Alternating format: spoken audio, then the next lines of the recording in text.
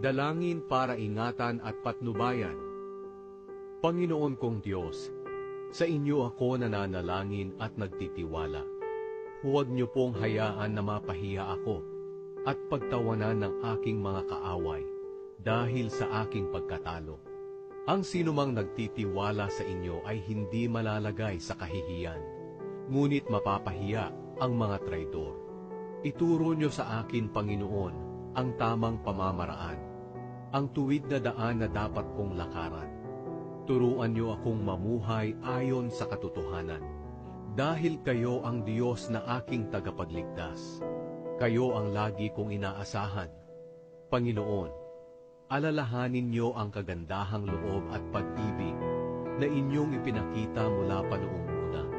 Panginoon, ayon sa inyong kabutihan at pag-ibig, alalahanin niyo ako, pero huwag ang mga kasalanan at pagsuway ko mula pa noong aking pagkabata.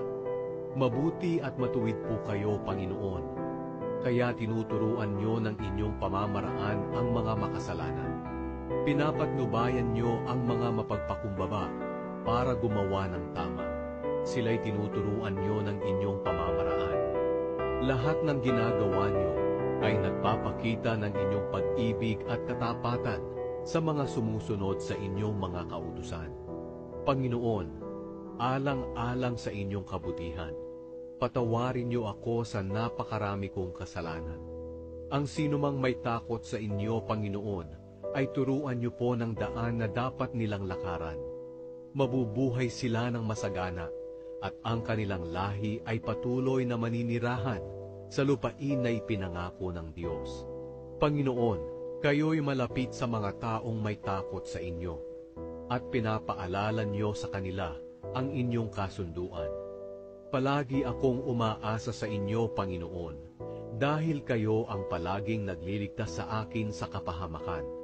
Dinggin niyo po ako at inyong kahabagan, dahil ako'y nag-iisa at naghihirap. Lalong dumarami ang bigat sa aking kalooban. Hanguin niyo ako sa aking mga kalungkutan. Tingnan niyo ang dinaranas kong mga kahirapan, at patawarin niyo ang lahat kong kasalanan. Tingnan niyo kung gaano karami ang aking mga kaaway na galit sa akin.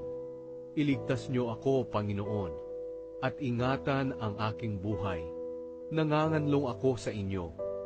Huwag niyong hayaan na mapahiya ako, dahil namumuhay ako ng matuwid at walang kapintasan, at umaasa sa inyo, naway maging ligtas ako. O Diyos, iligtas niyo po ang Israel sa lahat ng kaguluhan.